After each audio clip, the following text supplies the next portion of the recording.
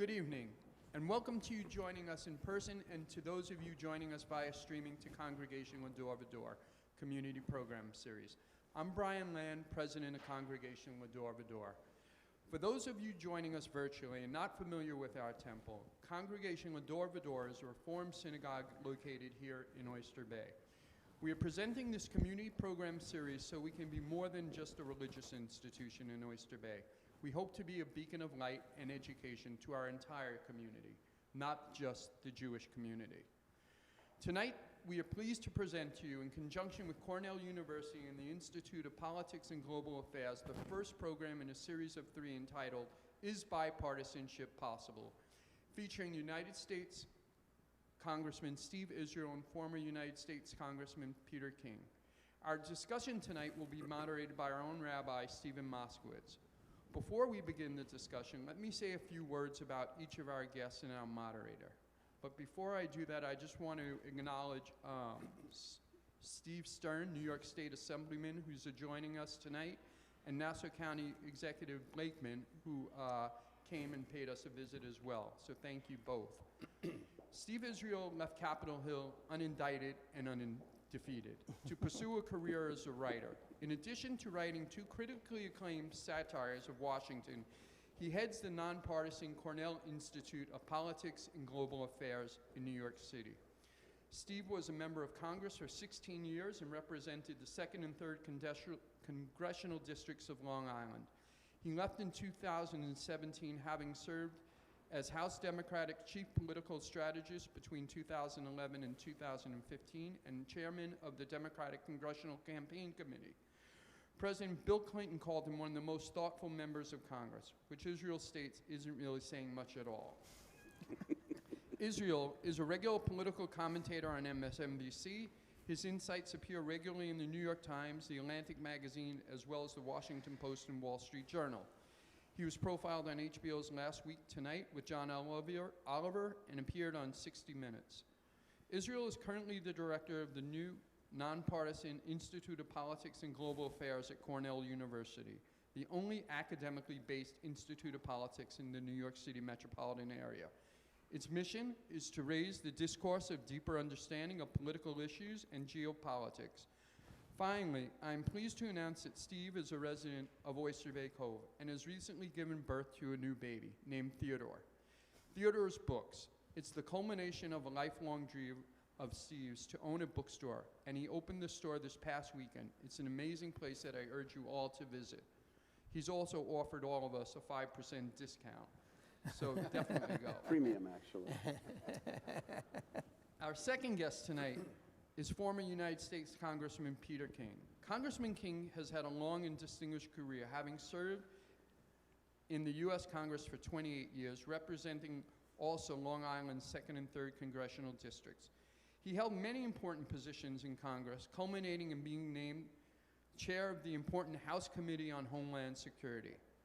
Prior to serving in Congress, he served in numerous positions in the Nassau County government.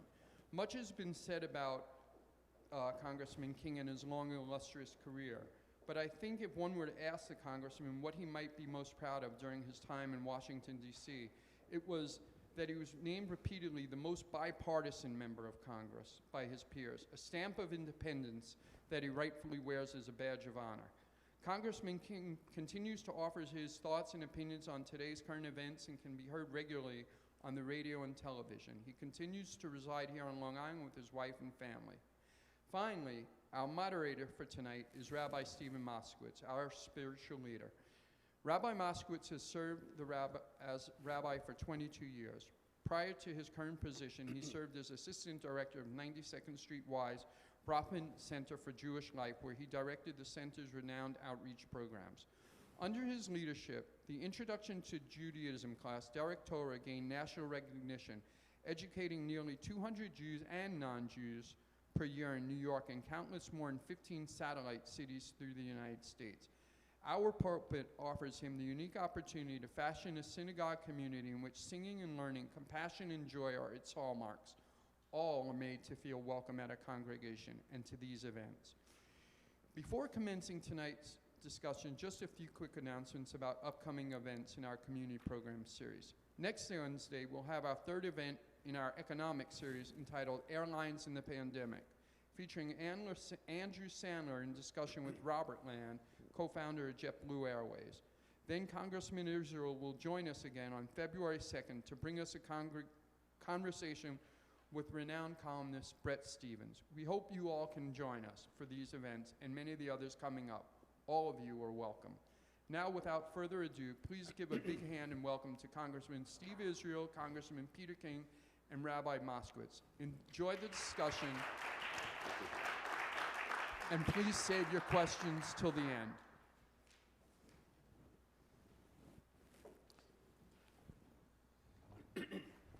So the theme for our evening discussion is bipartisanship possible? And I thought we would begin really with the two of you and your friendship and your relationship and how that started. Steve, you came to Congress, and you had already been in Congress, Peter, for 8 years. 8 years. So how did your relationship begin? Steve, can you tell us? Did Peter reach out to you? And Yeah, well, first, thank you so much for bringing us together. I do also want to acknowledge Nassau County Legislator Josh Laffizin, who just came in. Legislator, thank you for being with us, and Assemblyman Stern, always wonderful to see you. So Peter and I actually go back before Congress. I grew up in Wantagh, and Peter was in Seaford. We were both zone leaders. Peter was a Republican zone leader, and I was a Democratic zone leader. I was a zone leader for the Nassau. We call ourselves executive committeemen. Oh, executive committee man. The Republicans are always so good at messaging, right? I'm zone leader, executive committee man. So we draw Maggiato and Aldamato. We do what we were told. Right. So we knew each other. I have a very vivid memory. And when I was elected, I don't know if you remember this, but I sent you a picture that appeared in the Levittown Tribune. It was election day, 1976. We were both at the same poll. You were the controller at the time, right? In 76? I would have been running for councilman, probably. Oh, councilman. You came in and you said, and I quote, "Let's cut the BS. Tell me who you think is going to win." And I laughed. Of course, Peter, back in 1976, what were you, like 60, 65 years old back then, and I was 12. And somebody snapped a picture of this, and it appeared in the local newspaper, and I saved it. So did the FBI, by the way. So we had known each other. But when I was elected in 2000, I met with Peter. And one of the things he told me was, and it was a very important lesson, was there are going to be times for politics, and there are going to be times for us to just get together and figure stuff out for our districts. I think we spent a lot of time jousting, no question about it, but behind the scenes, the vast majority of our time was spent trying to figure out what we could agree on and how you bring people together based on that. Yeah, I would basically agree with everything Steve said. I'm still trying to get the negatives of that picture that was taken back in 76. And I was only about 82 then. I wasn't by the way, I have 8 years of seniority on him. He makes it sound like I'm 110 years old. No, actually, I would sum up as far as what bipartisanship means to me, which really, to me, is exemplified by the relationship I've had with Steve, is that you don't expect people to agree with you. Bipartisanship doesn't mean you do what the other person wants you to do, per se. We have principles, we stand by them. But what it means is, to me, first of all, you should never be unnecessarily partisan. On issues where you can agree, even come close to agreeing, to me, you have an obligation to sit down and try to work it out. That's especially true when it came to New York. Issues like 9/11 healthcare, Sandy relief. I mean, those are issues that, to me, it's a sin, if I can use that word, an abomination to be working against each other on something which is the best interest of our state. I would say I can't think of any issue involving New York State, New York City, for that matter, or Long Island, where we disagreed. We always found a way to make it work. And we didn't try to play off the suburbs against the city. We didn't try to play off one district against another. In other states, that's very common. Like in California, I don't think any Republicans ever spoke to a Democrat out there. I mean, it's actually armed camps. Can you say a little bit more? So was the issue, I mean, was what brought you together that you shared this place, you know, the same home in a sense, and that's what pushed you together? Yeah, I actually spent some time with Steve in the 90s when he was a councilman in town of Huntington. And I remember occasionally he'd be in Washington. We'd go back and forth in the plane, and he would tell me how I was lucky enough to win my election in 1992. He told me some of the mistakes my opponent had made. And if Steve ever ran for Congress, he wouldn't make those mistakes. No, we knew each other. And I think if you're from the same area, both of us are sport fans, baseball fans, and we... Do you support the same teams? Seaford and Wantor. I mean, Seaford's a little bit more upscale than Wantor, but you know, for the most part, they're the same. Have you been to Seaford? So, even the newspapers, the Wantor Seaford Citizen or the Seaford Wantor Observer, depending on who should be first. No, and you know, we had a lot in common. And also, I think we both had a real love of politics. We understood what it was all about. Yeah. We didn't think that because the other person was opposed to you on some views, that person is evil or should be demonized. And in sort of, I mean, Steve could admire a very conservative Republican for how he ran his campaign or how he articulates his issue, and still vote against him. But I mean, you can appreciate it. And we used to have more of those in Congress than we do today. Yeah. So is the commonalities that you found, why did you seize on those first? You know, how did that cement the relationship? Because it doesn't, at least my, you know, outside observer is that we seem to be looking at the differences first as opposed to the commonalities. Both of you have articulated this idea that first we're going to look at what we share and what we agree on and start there. So, well, first of all, you have to understand there's 435 members of Congress. It's hard to know 435 colleagues. And so, you don't want to know. Most of them, you walk in the opposite direction. But so there's just that familiarity, you know, somebody that you know, somebody that you're comfortable with, somebody you see on the plane, somebody you've read about in Newsday, somebody that is a neighbor. So there was that kind of organic collegiality. But then there were issues that really brought us together. And so the first issue that really brought us together was 9/11. So, you know, I'd been a congressman for all of 9 months. And suddenly I found myself in meetings with the President of the United States and the Secretary of Defense and the Intel Director. My biggest meeting until then was meeting with the Highway Superintendent of Huntington. And now I'm thrust into this environment. And, you know, I was new to the job. And, you know, I watched Peter. He was in the same meetings. And I respected the points that he was making to the President of the United States, the Vice President, Secretary of Defense. And we both went through this common tragedy. We weren't personally affected. Well, I don't think you were personally affected, but 200 funerals in my district. 200 funerals. How many in yours? Oh, we had, I think our district's almost the same as far as the number who were killed. And if you combine the district we had both times, it was well over 200 people. Yeah, easily, 200-300. And so, and we were at ground zero together on the Friday after the attack with President Bush. And, you know, people, they bond in crisis. Yes. They bond in crisis.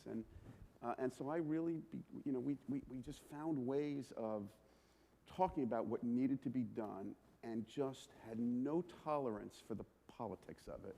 It was just about how do we get through this? What do we do to support our constituents and keep our country safe? And that was a very important binding experience that served us well with Hurricane Sandy and the economic meltdown in 2008 and many other things. Peter, can you reflect, though, a little bit? We're in a crisis right now. I mean, we're still in a pandemic, and yet we don't seem to be, you know, we seem again to be screaming at each other rather than this shared bond that you guys are talking about. Well, if I can go back to 9/11 and that, also I remember Steve and I, a lot of this is forgotten now, but a real issue then was how do you compensate the families of those who were killed? And depending on what kind of a formula you come up with, you could have a fireman's widow getting $10 and a millionaire from Wall Street getting $10 million. I mean, you had to find a way where it was a fair compensation. And so we had a large meeting, but we had hundreds of family members that were there, and we had Feinberg. Ken Feinberg, Ken Feinberg, who's a very nice guy. But he was in the middle of all this. We had all these families coming at him. They were angry and they were sad. There was really a...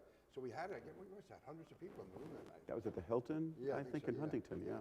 And so we had events, if you want to call it like that. And then also, we had to form together as New Yorkers, because as tragic as 9/11 was, and as tragic as, or as unified as the country seemed, as each month went by, other parts of the country started to look upon this as a New York issue.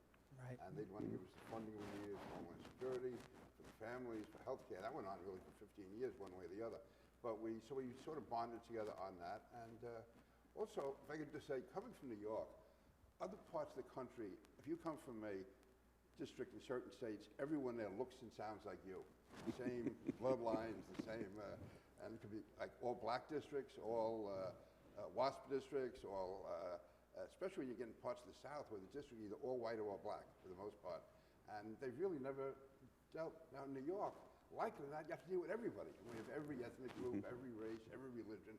And especially here in Long Island, we have, like I remember on election night in Nassau County, going back to the days of Joe Margiotta, you walk into the room, we had labor leaders in there, business leaders, we had blacks, we had rabbis, we had ministers, priests, everybody was in there. And so you're forced to work together. And I think, so we had more of a realization that we didn't necessarily have all the answers. And there was no, well, you get a guy from some districts, they've never heard a competing argument. They are convinced they're 110% right. Interesting. Here in New York, you walk into a room, well, walk into a temple, and you go to a meeting, and you get 100 different Everyone opinions. agrees with my sermons, by the way, all the time. So I have to say, among the liveliest moments I had was when you have those Sunday morning debates in the temples. It was, I mean, no matter what you said, you were going to get somebody standing up. And then the beauty was, then if you did it right, you get them fighting with each other, and I could sort of step back. So, no, but seriously, oh, you're saying today with COVID? It is a crisis. It's a real crisis, yeah. And it's how do you handle it? I think in some ways it was easier with 9/11, certainly in the first few years. You know, it was Al-Qaeda we had to get. We had to build up a homeland security system. We had to make sure that our police and fire had the resources they needed. With COVID, you don't see it. And then you have so much, also there's no social media. As a practical matter, there was no social media back in 2001. Yeah. Oh, interesting. Now it's you go online and the vaccines are either conspiracy to kill us all, or there's not enough vaccine, it's being intentionally held back because they want people to die. You can go through all of these crazy theories. And so that's, I think COVID is probably the most extreme example of that. But in almost every issue, if you go online, you can find out how a particular, like for instance, my predecessor successor in Congress, Andrew Garbarino, I'm not making a campaign pitch, but he voted for the infrastructure bill, which probably, if you just laid out the issues, 80% of the district would say, yes, vote for this, vote for this, vote for Right. this. But because this suddenly became Joe Biden's bill, any Republican who voted for it was looked upon as a traitor. Meanwhile, that had passed this summer in the Senate with 69 votes, and nobody said a word about it. But now, because it was dragging into, and then they in their mind, they identified it with the reconciliation bill. So social media has been a real factor, I think. You believe that social media has been the largest problem in terms of this? As far as COVID, but if you're talking about the lack of bipartisanship, Yeah. I would say the initial problem is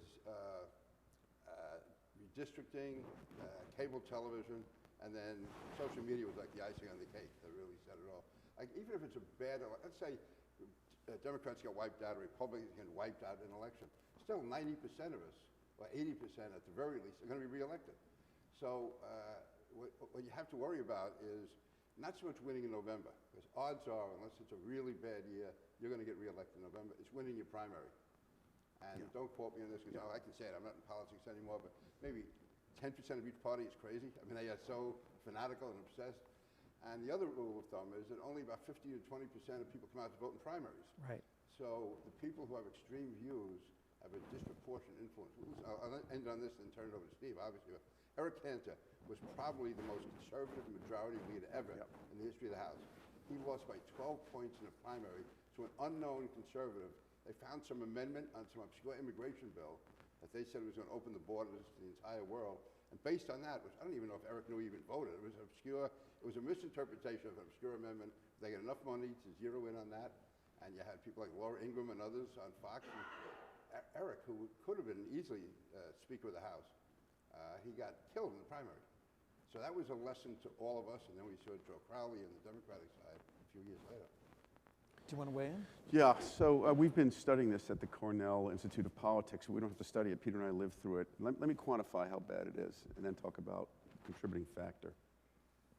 Peter mentioned gerrymandering, congressional redistricting, where politicians in state capitals draw districts to protect their party, to protect members of Congress in their party, and not to make sure that districts conform to the constitutional requirement that all members of Congress represent roughly the same number of people. As a result of gerrymandering, as a result of what's called residential sorting patterns, which we could get into, as a result of social media, as a result of the tribalization of cable television, this is what has happened. When I was elected in 2000, out of 435 congressional districts, about 150 were considered moderate swing districts. Could go either to the left or to the right, purple. In 2011, I chaired the Democratic Congressional Campaign Committee. My job was, very bluntly, to beat Republicans and elect Democrats across the country. My battlefield in 2011 was 75 districts. So from 2001 to 2011, the number of competitive districts where both parties could play had been cut in half. In 2016, when I left, the number of competitive districts was about 30. In 2000, right now, the number of pure competitive districts, purely swing districts, is 16. 150 to 16. The 16, by the way, are 9 districts which a Democratic House member won and Trump won, and 7 districts which a Republican, I'm sorry, I got it backwards. 9 districts which a Republican House member won and Biden won, and 7 districts which a Democratic House member won and Trump won.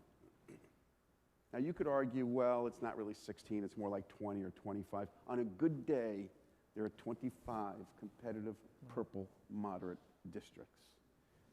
Because, to Peter's point, when you draw a safe district for a Democrat, that Democratic member of Congress does not wake up in the morning fearing a loss to a Republican, because there's no way a Republican can compete. Wakes up in the morning fearing a loss to somebody further to the left. And when you draw a safe district for a Republican, that Republican doesn't wake up in the morning fearing a Democratic opponent, but fearing somebody further to the right. So what has happened is members of Congress have gone further to the flanks to protect their flanks. Gerrymandering is one big problem. The second problem is residential sorting patterns. So there's Dave Wasserman from Cook Political Report. He did an amazing study. He studied how we are making our own choices to live with people with whom we agree. And this is what he learned. If you live within 100 miles of a Cracker Barrel restaurant, your member of Congress is likely to be a Republican.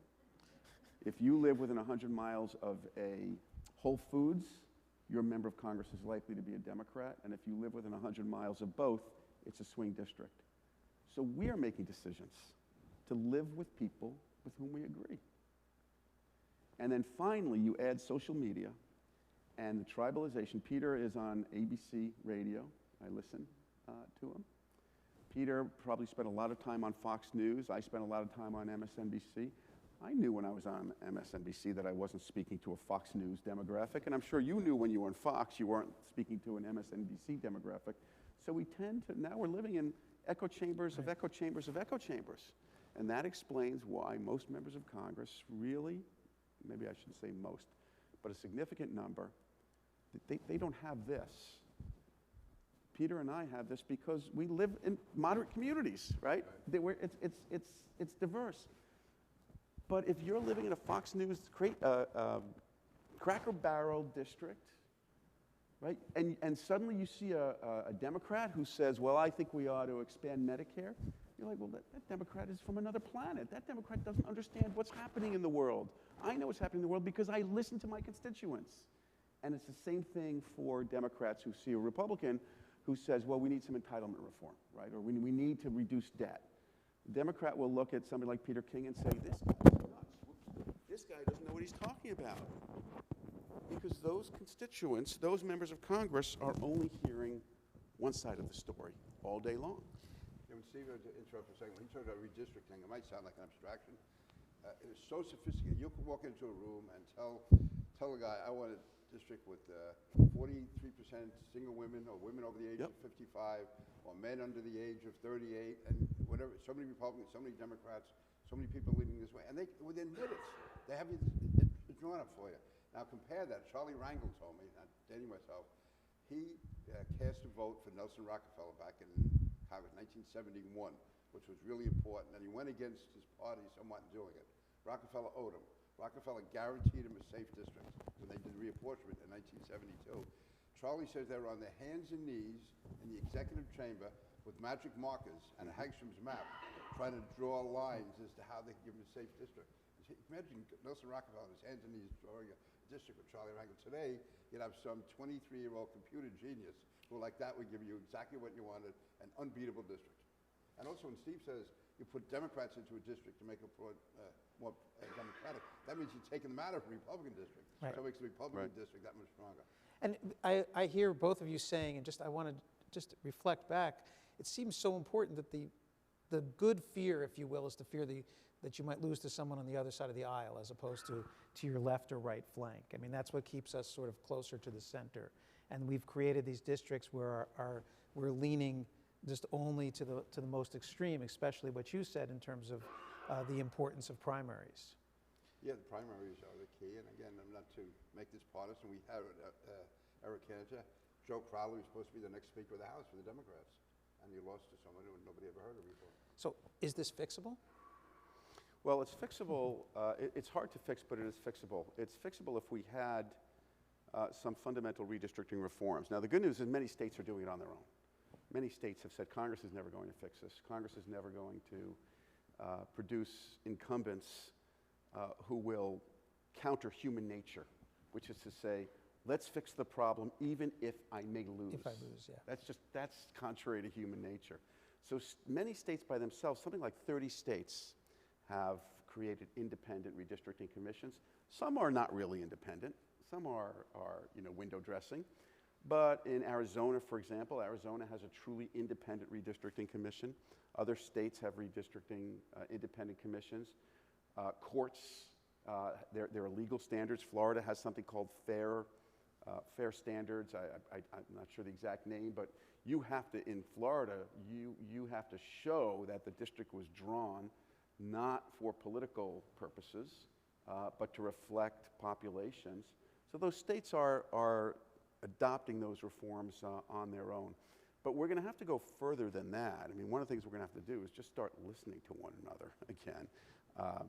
And just a final point on this, one of the great experiences that I had in Congress was I formed something called the Center Aisle Caucus, which is 25 Democrats and 25 Republicans. We'd meet at the Hunan Dynasty Chinese restaurant because Chinese food is cheap, and it was 3 blocks away from the Capitol, so we could go and vote.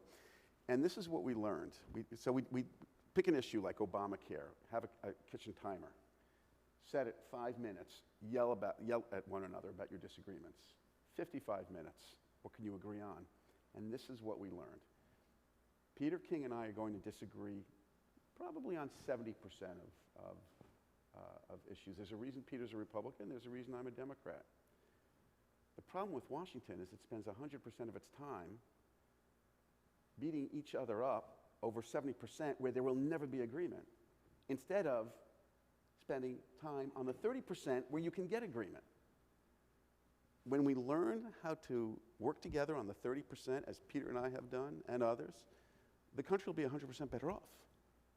Agreed. Do you agree with the I do. analysis? Yeah, also, when the party leaders set up the agenda, they try to pick out the hot-button topics, which are going to put the other party, the minority party, on their heels, in a tough spot. Yeah, make them cast the tough votes. And like in the House Rules Committee decides what amendments are going to be allowed.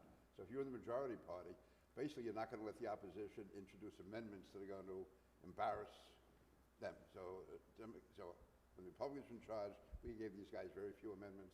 The Democrats were in charge. They gave us very few because they knew that we would, unfortunately, not necessarily have good amendments, but amendments to make them cast votes. Or let's say we knew there were 10 very vulnerable Democratic seats. We would pick an amendment which affected nobody except those 10 seats. Yeah. To put them in a position of having to vote yes or either for or against it. So that too much time is spent. Listen, politics is politics. It's a tough business. There should be a time and place for everything. And it's when it comes to, it's become almost incessant. The day you're elected, you're doing fundraising for your next race. And I don't miss that, I gotta say. Okay.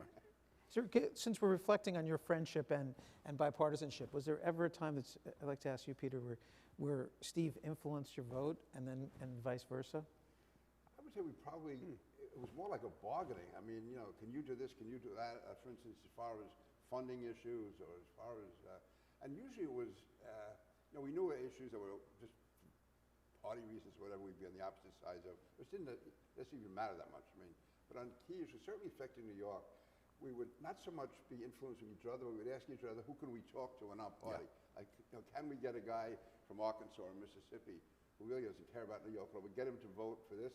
In doing that, we got to promise to give him something on a vote that's good for him.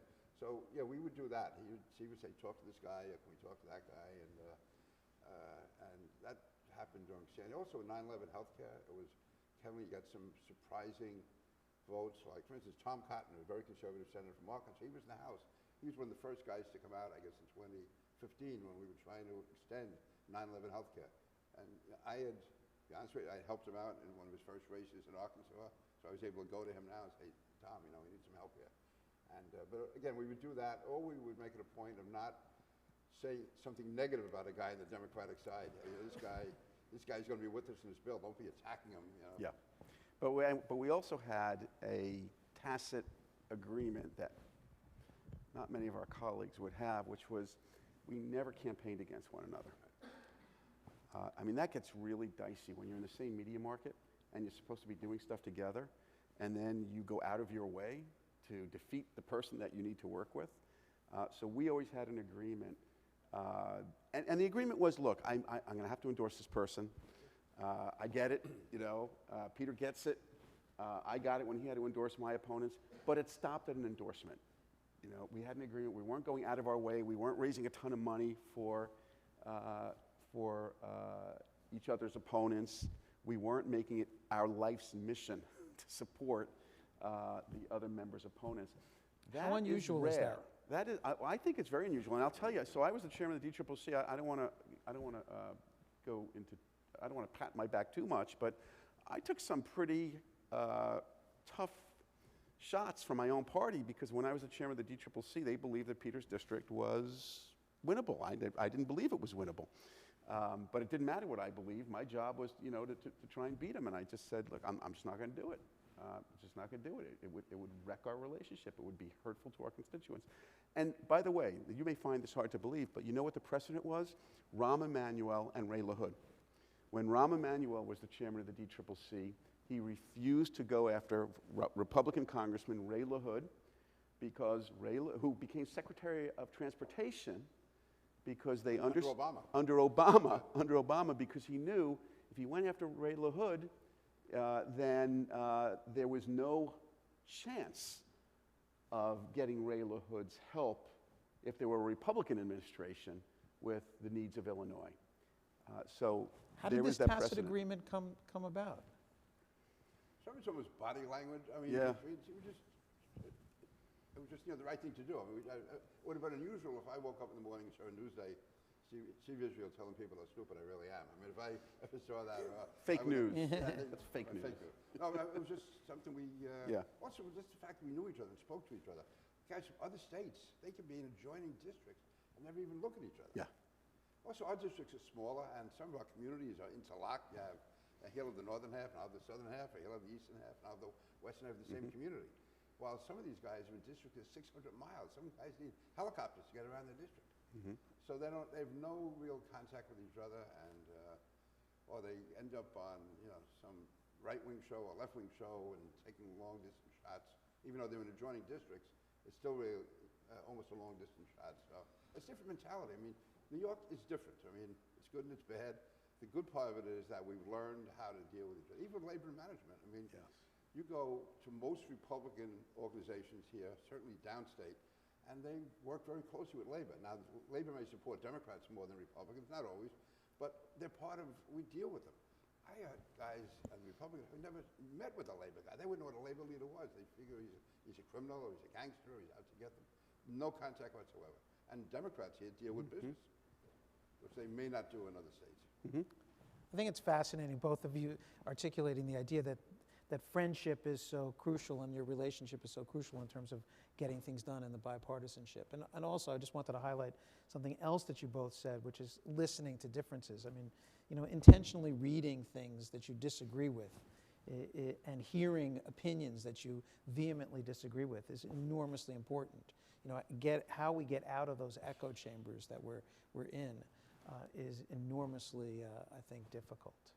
The echo chamber is really the right word, because we have, I mean, I've spoken to people in my party, I'm sure Steve has, who have never heard a contrary view. They wouldn't even listen to it, acknowledge it, or know it exists. Well, we were speaking before and earlier that I think the commitment to ideology and philosophy is now what's first and foremost. You know, that I have to be loyal to my ideology, which might work in a parliamentary democracy like Israel, where every philosophy and ideology is representative, but it seems to break down when there's only two parties. And because the system is built on, you have to work together. You have to be committed to the other side for at least those 2 years. I think the reality is we probably couldn't exist as a country if we had so many parties. On the other hand, we have to force ourselves to live in the two parties, because right now, you're right. I mean, the bases of both parties are controlling what's happening. You know, even the bills that are brought to the floor. You may have Democrats who strongly support a particular issue, but it can end up putting too many other Democrats in the vulnerable spots. The leader won't bring it up. Same in our party. It's a different world. Also, there's the regional bias. One thing that does unite a good part of Congress is they hate New York. And that's, I should say, Republicans dislike New York for the parts of the country, and Democrats don't care. They take it for granted. They figure New York's going to vote Democrat anyway. Who cares? Republicans say, you know, they're never going to vote Republican. Why should we help them? But that's okay if we have some obscure issues. When you're talking about 9/11 healthcare, and people are dying, we had Republicans on the House floor denying that people were dying from 9/11 illnesses. In fact, we had Zadroga. He was NYPD. He was supposedly the first person to die from 9/11 illness. So the bill was named after him. His father's in the gallery during the debate. We had a guy in our party pointing out, saying it was a phony, that this guy wasn't sick at all, or I think he was trying to say he was a drug addict or whatever, which is all untrue. So, I mean, that's the type of attitude that you have. I would suggest it's also unfeeling to do that to someone who's mourning a loss. But also saying that other part, as far as Democrats take this for granted, like President Obama never weighed in on that issue. There's no bill signing ceremony, because, again, they take it for granted that New Yorkers always are. I'm not saying that they're uncaring, but there was very little shown by, I'll give Nancy Pelosi credit. She was very good on this. But as far as the White House, we got very little support on 9/11 health care. They weren't against it, but they didn't, you know, the White House can get things done if they really want to. So we're in a synagogue, obviously, so let's talk a little bit about issues that affect the Jewish community and if there are any differences. Steve told me everything affected the Jewish community. I would tell Peter, you must support Israel at all times. Did he need any convincing? Never question Israel. Steve Israel, the country, whatever it is. So, I mean, anti-Semitism is on the rise. Yeah. We're seeing it, and we're very concerned about it, obviously, in the Jewish community. I would like to think that others are as well. And I'm just wondering if you could weigh in on your thoughts or your concerns about that. No, it's really there, and it's taken on almost a life of its own in the last several years. And again, I'm not trying to make this partisan at all. A lot of it comes from elements of the African American community. Unfortunately, there's been anti-Semitism there. You've always had it in parts of the rural South among Republicans, and it's almost becoming tolerated now. Yeah. I mean, we had, again, when I bring it up, we had some very anti-Semitic remarks made a few years ago. Nancy Pelosi, when we arrived back in Congress on Monday afternoon or Tuesday afternoon, on our desks was this was after you had left, actually legislation being very critical of a certain congresswoman for things she had said. It was clearly directed at her. there was such a pushback on the Democratic side from certain elements. By the time we voted on it, every conceivable ethnic group and religion was mentioned in there, as we have to protect them. And so the woman who was aimed at ended up voting for it because it was so watered down. And so it's anti-Semitism is, especially the code words, are becoming more acceptable. Still, with all of the talk about Islamophobia and everything else during the George Floyd riots, I would say every year still the most vandalism is committed against temples and Jewish houses of worship. I mean, more than still, I think it's always been consistent. Even after 9/11, there was no comparison between Muslim vandalism or attacks, then it's always been for whatever reason. But it seems to be getting worse, and it's more acceptable. Like a place like Columbia University, or many universities, unfortunately, among the elite, it's tolerated. And often criticisms of Israel or Israeli policies are really, to me, and I'm not Jewish, so maybe I'm not as sensitive, but if I'm sensitive to it, I can imagine that it's there. There's real anti-Semitic tones to a lot of the criticisms of Israel, which go beyond one ally criticizing another, or honest criticism. There's a really anti-Semitic tone to a lot of it. Go ahead, Steve. Yeah, so look, I've always avoided attributing anti-Semitism to one political party or the other. And I don't care who expresses anti-Semitism. No justification, no rationale, no excuse. The fact is that anti-Semitic incidents are at their highest level in history, and those trends began going up in 2016. Now, you can argue that it's a function of the economy, it's a function of desperation, it's a function of lots of different socioeconomic convergences. I'm not an expert on it. But there is a sense that there's always been anti-Semitism in this country, always. But there's a sense now, I fear, that it's okay to march in Rockville Center as the Proud Boys. By the way, I don't know what's so proud about being a Proud Boy when you have to put a mask over your face because you don't want to be identified. That doesn't exactly smack of pride to me. We're the Proud Boys, but we hope nobody notices who we are. But it seems okay. It seems okay to go to the capital of Michigan and stand with swastikas, posters, while you're trying to disrupt the government of Michigan. It's okay to wear a T-shirt that says Camp Auschwitz when you are part of not an insurrection in the Capitol, in my view, but domestic terrorists trying to stop the certification of a democratic election and kill members of Congress on both sides of the aisle. It's okay to wear a Camp Auschwitz T-shirt. So anti-Semitism has always been part of America. But what really concerns me is that the anti-Semites now feel a sense of license. And that's bad for everybody, I think. I do think we have to address it in the universities where it's becoming more tolerated. Acceptable comment. Listen, you can always criticize Israel, you can criticize any country in the world, but it should be done in a constructive, diplomatic, political way, not with an overtone, well, that's the way they are, or you can't trust them, that type. Yeah, I think what many people have expressed to me, what many people feel, is a bit of a sense of abandonment, that they're, where are our allies speaking up for and defending, the Jewish community, both, from the anti-Semitism on the left and the right. We don't feel it. I would just say to your comment, Peter, in terms of the anti-Semitism on the left, it is much more easier to identify an anti-Semite when they're holding a Nazi flag. It's much harder when it's in academia. It's much clearer, it's a much more black and white distinction. Before we open up for questions, I just want to ask you both to respond to, I hear from a lot of young people, those in their 20s and 30s, that a sense of disillusionment in the political system. Both of you have dedicated an enormous amount of time and your life in the political system.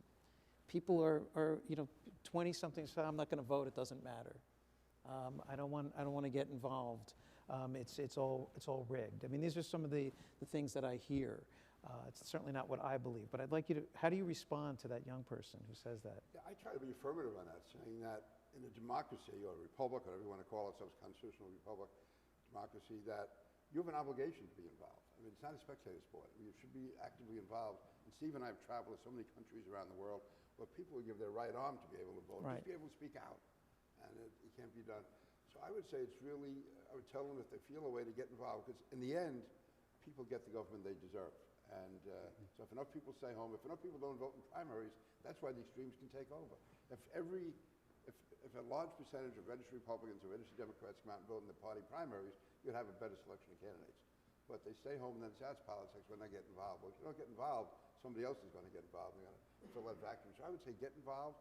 And also, even just from a very practical point of view, it's very easy to get involved. I mean, if you're a local political leader, if you want to get involved with the party, they are looking for somebody with talent. If you have any kind of ability at all, if you're willing to work hard, you'll be brought in. If you want to come in at a different level, as somebody from a business level or labor level, you can do it. But I mean, there's really real opportunities to get engaged and to get involved. And otherwise, you can end up losing control of your country too, whether it's big tech, big labor, big business, whatever, or just through ideological groups that on some particular day were able to get enough votes out. I think the difficulty, though, is that it's a slog, you know, like it's hard work. You don't see results immediately. So we live in an age where you have immediate results. You know, you can watch whatever movie you want ever made, and right now. So this is a lot of work. Big part of the problem is that we have developed a national attention deficit disorder. Yes. I think the worst invention ever created was the television clicker, because it like reprogrammed our brains. Like, if you don't like that, you go to that. If you don't like that, you go to that. And then add on social media, 147 or 143 characters in a tweet, and people have become accustomed to neat, easy answers that validate what they already believe. So there's a real lapse of critical thinking, I think, in America right now, a real deficiency of critical thinking. I have a slightly different view than you, Rabbi, about young people. I'm reflecting back what I hear from No, people. I understand. So my wife Kara is here, and she's heard me say this many times. The highlight of my week every week is from 11:15 to 1:15 on Thursdays, when I teach a course remotely at Cornell. And I've got about 20 students, and I glow after those 2 hours, because now maybe it's self-selecting. It's a bunch of Cornell students. But their view is, Congressman, you've screwed this up, right? Beyond I your, agree with that. That's right. Beyond your ability to repair it. So just move out of the way, and we will do it. We will do it. They are so enthusiastic. They feel such a sense of responsibility. They also understand that there are some unappetizing things that they're going to have to listen to in order to get it done. And they're willing to have those healthy engagements. So I'm inspired. Legislator Lapizan is here. See him nodding his head. How many interns do you have at any one time as a Nassau County legislator? 200 interns for a county legislator. That's engagement. And they're just not going to, I have a dystopic view of the next few years and the ability of this particular Congress on both sides of the aisle and the American people over the next few years to get us through this. But I have an eternally optimistic view of things. Wonderful. Once that next generation replenishes. They're just not going to tolerate the kind of screw-ups that they have seen over the past decade and a half or so. Part of that could be. The course I teach? The Life of Peter King. No, it's a course on politics, film, and popular culture. We trace the impact of popular culture on politics and politics on popular culture, starting from Mr. Smith Goes to Washington, Jimmy Stewart, 1939, and ending at the late night monologues on late night talk shows. Yeah, I would say also, though, maybe it's generational, and maybe it's where we live in. Everything is a slogan now. It's a quick thing, end endless wars or whatever. There's always, and yet, like my daughter Erin works with Steve at Cornell, and she said this seminar, this session you had on China and Asia and Taiwan yesterday, probably 95% of what was discussed there is unknown to the American people. Yes. Right. Because basically you're told China was bad, China was good. Yep. Look out for this, don't get involved in this war with Taiwan, whatever. It's always an oversimplified thing, and yet how complicated it is. And yet, I mean, going back, I'm old enough to remember like the Nixon-Kennedy debates, where they actually discuss things in some detail. Today it's all buzzwords on both sides. Yep. They go at it. So if somehow younger people can be made to realize that it's not all good guys on one side, and these issues are pretty complex. I found when people come to Congress, people come in who know all the answers, and they stay that way. Others come in, and they're willing, when they get, they go to the first committee hearing, and they realize, hey, there really are 2 or 3 or 4 or 5 sides to these issues. We got to put the best part of it together. So that's that. So I think these are, again, a lot of it is just changing the way people think and realize it's not all simplified. And it's tied in with the fact that the other guy's a bad guy. So therefore, there's no need to really discuss or explore what his stand is, because you know it's wrong. That type of thing. If I may, so the thing that I know you want to go to questions, but what Peter's referring to is yesterday the Cornell Institute of Politics brought together 8 members of Congress on both sides of the aisle. We do a war game. And so we have a very sophisticated scenario. In this case, the Chinese had attacked our military satellites. And we had to deal. But no one even knows this. And we're being attacked every day on a satellite. Yeah, we're being attacked every day. And they have to game out. And it was, and Peter's daughter, Erin, former Hempstead Town Councilwoman, Republican, is the associate director of our institute. We had David Valadao, very conservative Republican member of Congress. Andrew Garbarino, new Republican. And it was amazing because it took 5 hours to get through this exercise. Point one is, if you really want to be able to work together, sometimes you just have to spend 5 hours understanding it, researching it. My favorite part was that moment in the exercise, Peter, where the liberal Democrats were saying, got to go to war. Can't allow China to do this. And the Republicans were saying, whoa, whoa. That could be a mistake. There's time, there's restraint. But think of the beauty of that, is we were able to break through those stereotypes, and they were all laughing. The Democrats and Republicans laughing about how the assumptions that they brought into that game were shattered because they had time to understand an issue and arrive at a logical solution to this. It was amazing. The one part I heard about this session I didn't like is my daughter introduced Congressman Garbarino and said, I'm so glad that finally we have a congressman from the 2nd District with a brain. It's a great comment. There was unanimous consent on that, by the way. That brought everybody together. If I could just add one other thing, though, as far as getting involved in politics, people do expect quick results. And anyone who's been in the trenches, to me, I believe we need more of what we used to call the old type organization politics, where you got involved, going door to door, getting petitions signed, going to train stations, all the stuff that's considered grunt work, but it gives you a great realization and appreciation of how people think, what's on their minds. You can have an analyst come in and say, this is the issue that's going to win the election for you. If you knock on a few doors and say, what, are you crazy? What, are you nuts? You get a better idea what real people think about these issues. And today you have a lot of, let's face it, at least when I got elected, the first time I saw this, you had these millionaires going through a midlife crisis who decided they were going to run for Congress. It was just, and they bought themselves basically through. We had a guy, Michael Huffington. This was a lot of money then. It's a lot of money now, but especially he put $5 million of his own money into a seat. I don't know where he lived, in Texas or somewhere. He found a seat in California where he thought he could defeat him. Moved there, spent $5 million, and he got himself elected to Congress. And again, he was a guy. He was obviously in the middle of a midlife crisis, but he went and he got himself elected. And it was. By the way, when we recruited candidates, we always looked for the guys with midlife crises and a lot of money. They would move anywhere. That was something what I'm saying, though, right? Guys think, I've done this, I've done that, and I'm going to become a Congressman. Who never got a petition signed, never went to a club meeting, no idea what local people feel, but they either listen to Rush Limbaugh or Rachel Maddow or something, and they figure they know the whole story. I like very much what you said in terms of listening to people and talking to constituents and hearing those ideas. Well, we don't like. They can drive you crazy, but it gives you an idea understand what's out there. Certainly. And we want to give time for people to ask questions. I'm going to ask if people have questions just to raise your hand. Brian here has a handheld microphone, and we're going to ask you to give your question into the microphone so those on the live stream can hear the question. And please ask questions rather than statements.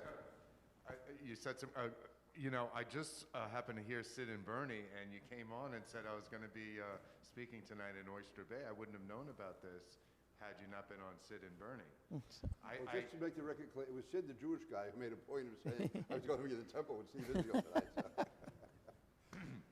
I'm sorry I was late, but this was really enjoyable. I was waiting for you to say, sir, could you wait for the questions at the end? Please don't interrupt. But I thought it was pertinent because the course is very interesting. You said some amazing things. First, Huffington has nothing to do with the Huffington Post, right? Michael Huffington was not a... That was his wife, Ariana. Oh, that was his wife, Ariana. Ex-wife now, yeah. Ariana. You made so many good points. The money in politics, and also that's the old expression, pressing the flesh, right? Getting out and talking to people at supermarkets and train stations. Yeah, not just when you're campaigning. If you can get a few years in the trenches, being a local committeeman or a local club official, people are you're a political hack. Actually, that's how you learn about what it's all about. And to me, that's an education in itself. Do you want to reflect also about the question about money? Oh, in money politics? is definitely an issue, but it's, now I have a bit of a bias. I always ran against, not always, but often ran against people who had a lot more money than I did. I'm not that supportive of campaign fund limits, mainly because there's no limits on what a newspaper can say about you. They can, and that can be worth millions of dollars in adverse publicity. There's no limit on them, and I, having had some bad dealings with Newsday over the years, I would never want them to think that I couldn't somehow match them if I tried. I had read somewhere that you were outspent many elections that you ran. Yeah, I was. In fact, we talked the first election, I was outspent 4-1. Steve and I discussed it.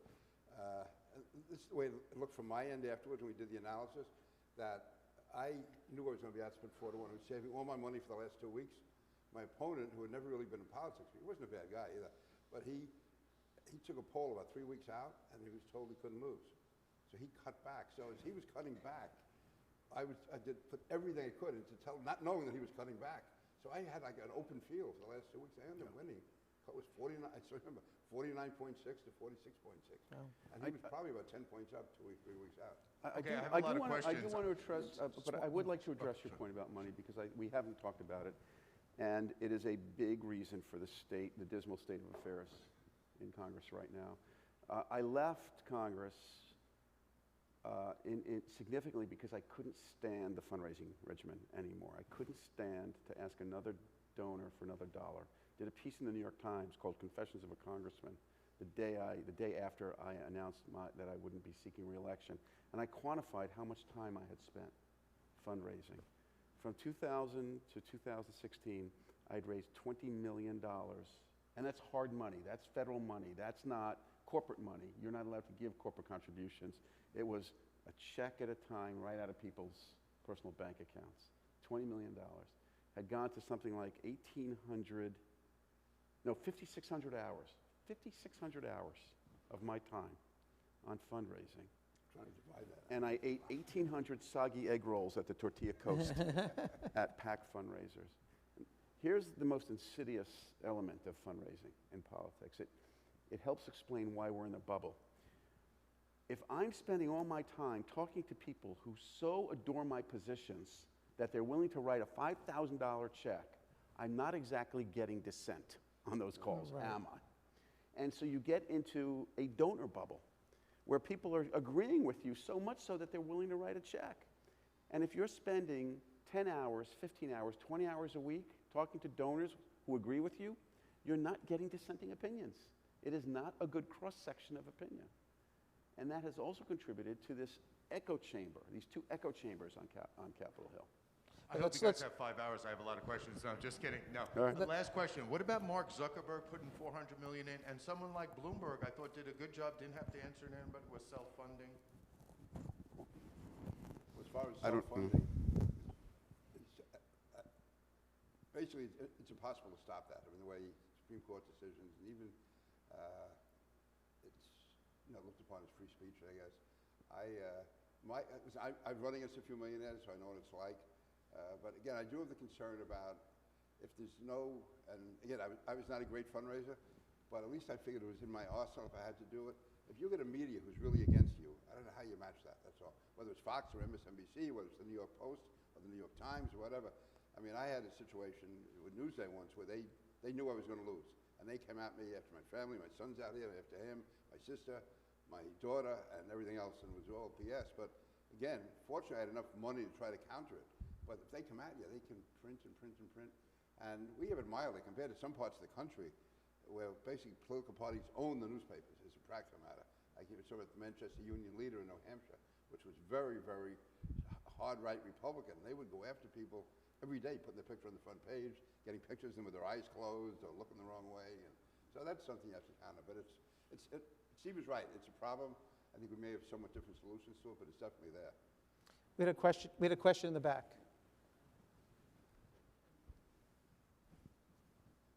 Hi, my name is Erwin Tantlin.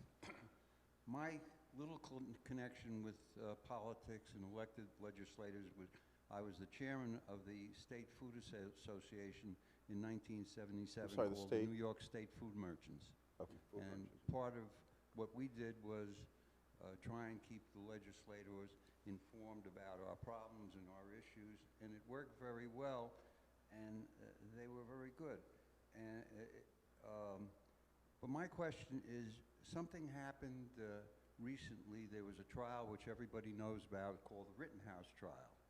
And for the life of me, I can't understand why the President of the United States would get on the horn and castigate the jury for the decision they came to.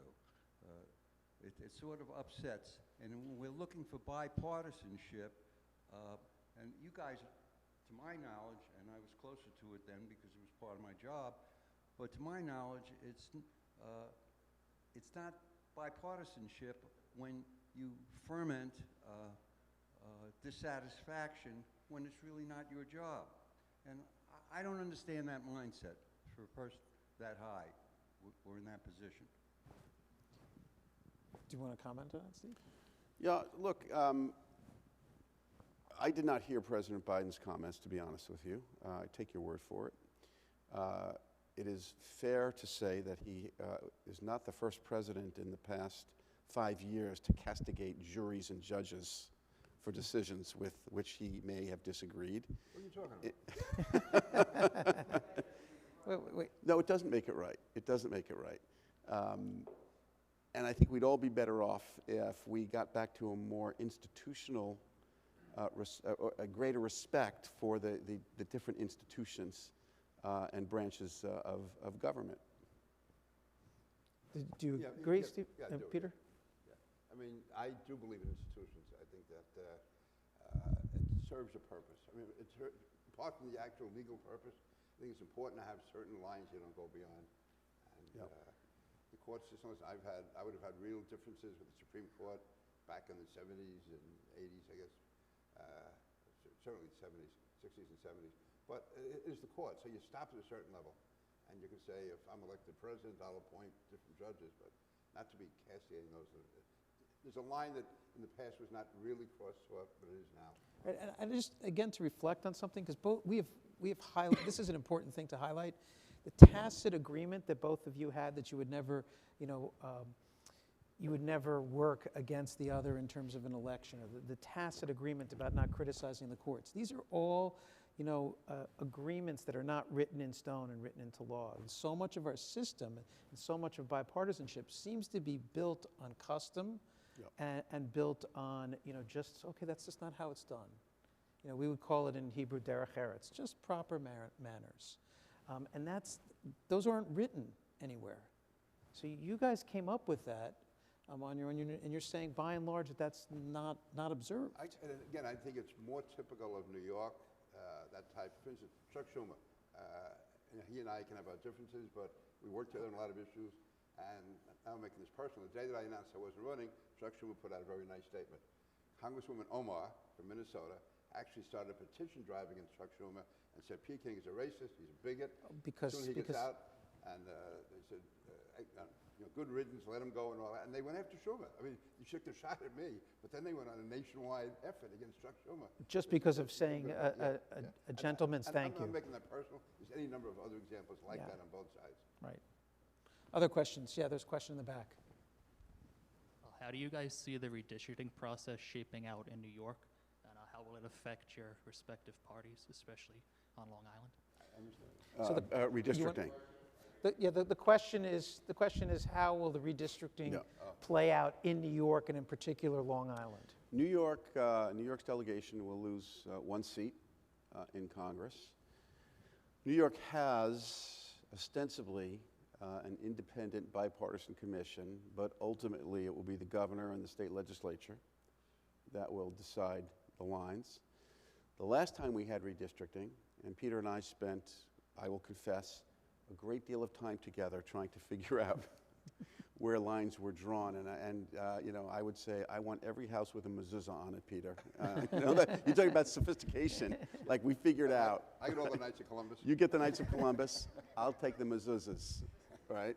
That's called, Maybe it'd be better that's if it was called reversed. divine redistricting. And we got great districts in the beginning. And we got great districts in the beginning. And look, you know, we're kind of admitting, you know, that as dangerous as this process is, I would have had a more Democratic district and Peter would have had a more Republican district, and we would have been even more worried about attacks from the left and right. We were both consumers of the process, trying to figure out, how could the lines be drawn?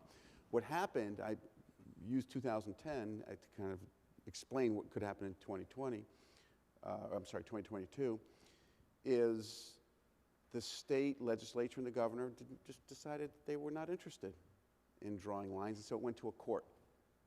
And the courts drew lines which left our districts as fairly moderate. Right? So Peter's district was not a, when you want to look at performance, D+10 district, R+10 district. A D+10 district means that the typical Democrat is going to do 10 points better than a typical Republican. R+5 district, typical Republican will do about 5 points better than a typical Democrat. And our districts were both, yours was R3 to 5, was it? Or more like 2 or 3, I think. 2 or 3, yeah. Right? And mine was D, 2 and 3, which meant that we had to reflect moderate positions and work with one another, because that's where our constituents were.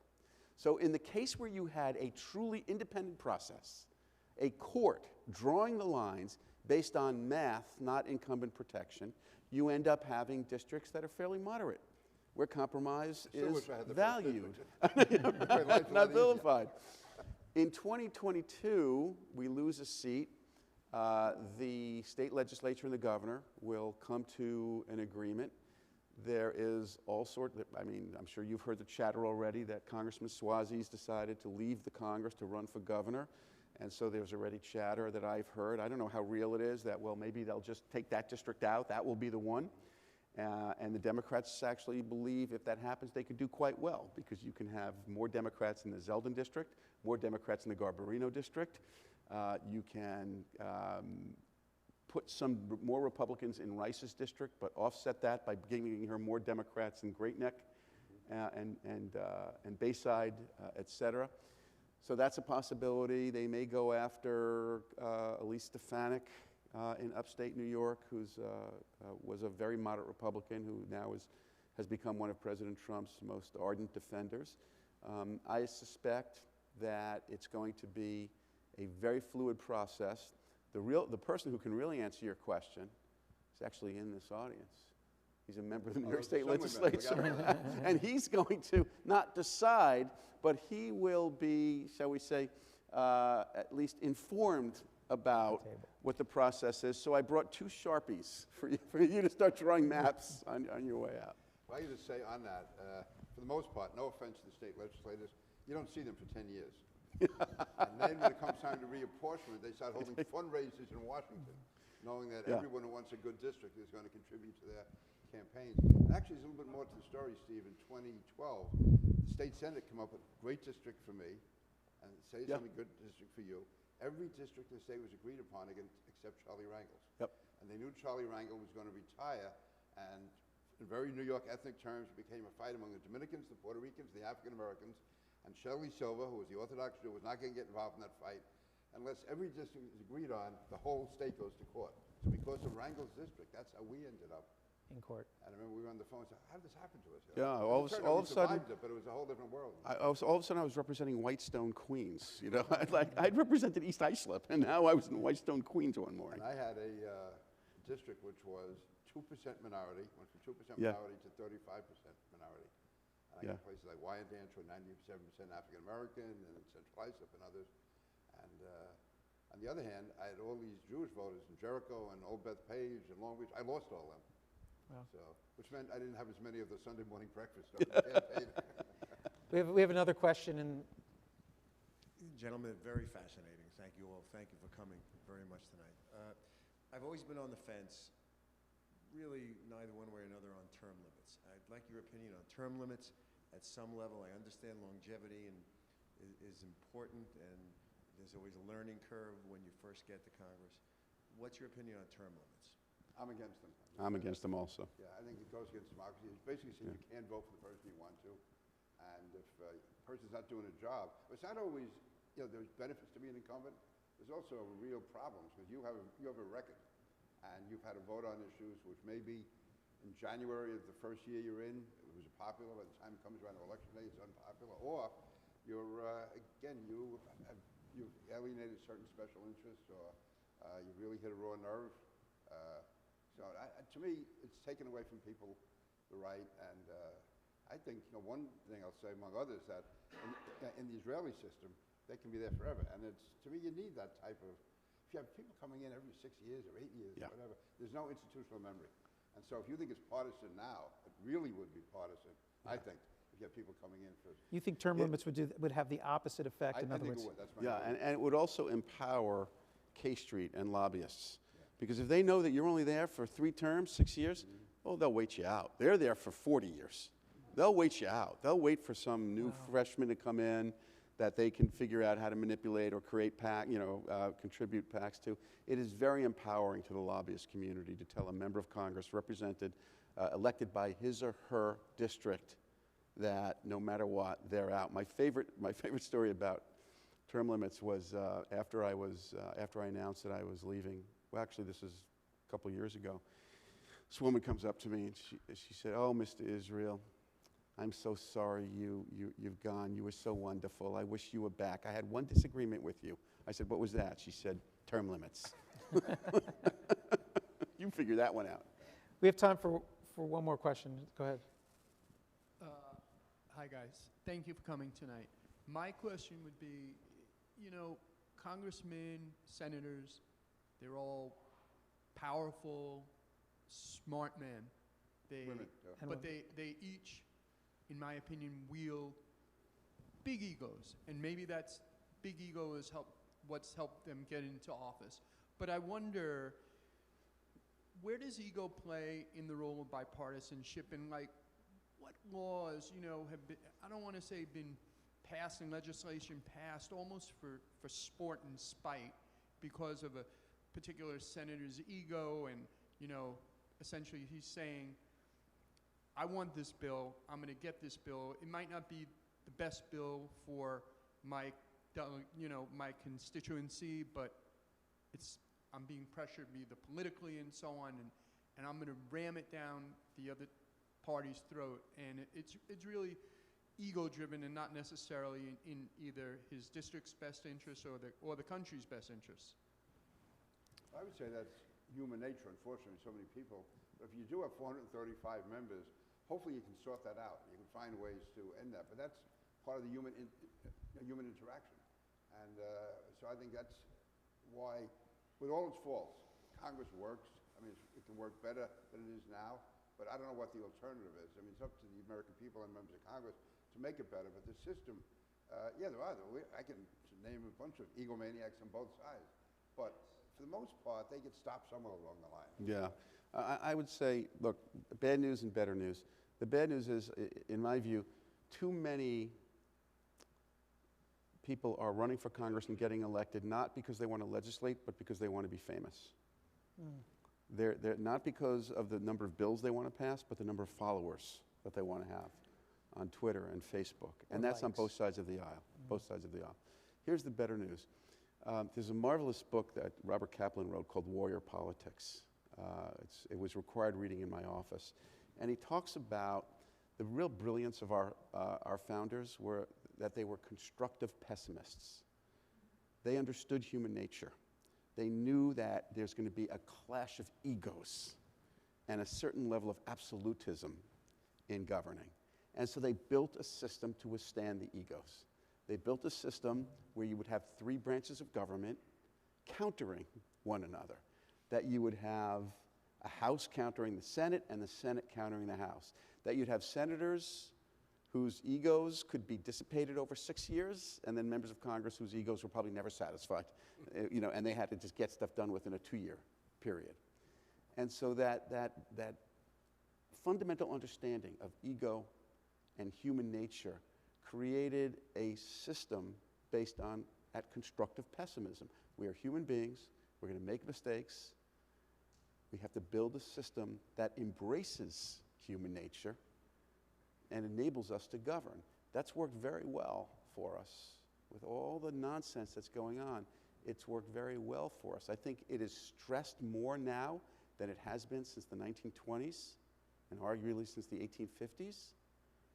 But if we can find dialogues like this and forums like this and convey a sense of hope that members from both sides of the aisle can come to an agreement, I think that becomes a model that the American people have a very healthy appetite to see replicated. Yeah, the real separation of powers, which is really almost a conflict of powers, which I think is good. Mm-hmm. There's no, like people say, how come it takes so long to get a certain bill through? Well, that's built into the system. Because you can have something, some tragic event happen somewhere, and you could ram through legislation almost unanimously the next day, and then you'd realize a month from then how bad it really was, or the defects that are in there. So it has to go through slow. You have the committee process. Now, it can be abused, but then it goes to the House, then it goes to the Senate, they make changes, it comes back to us. But there is, in the long run, that makes it work. And then, if we do screw up, the president can veto it, or he can screw it up, but veto, and then you have the Supreme Court. So you have all this, I mean, often, we've seen debates where they say, well, we want to do this, but the court wouldn't allow it. Yeah. So you're trying to frame it in a way that keeps the Supreme Court out of it. And that's all part of the system to make it work. Look, I want to thank. No. The presidency in term limits, and without Bloomberg getting a 3rd term with a term limit. We're going to conclude the program now. So I want to just thank both of you for. You'd be a good speaker of the House. Yeah, that's right. Bring that gavel down. So I want to thank both Representative King and Representative Israel. Thank you. Thank you. And I just want to highlight for everyone, first of all, it's been my pleasure to sit here with both of you and to listen from both of you and to learn from you, but that you model friendship and while also maintaining disagreement, I think is really important for people to see and for people to emulate. The ideas that you both put forth, to listen to opinions that you disagree with, I think we really need to do more of that. So thank you. Thank you. It was easier for me because I knew that when we disagreed that I was always right. So I had that. So thank you And for I tolerated his stubbornness. Good job. Thank you, Rabbi. Thank you. Thank you so much, Rabbi. Thank you. Everyone.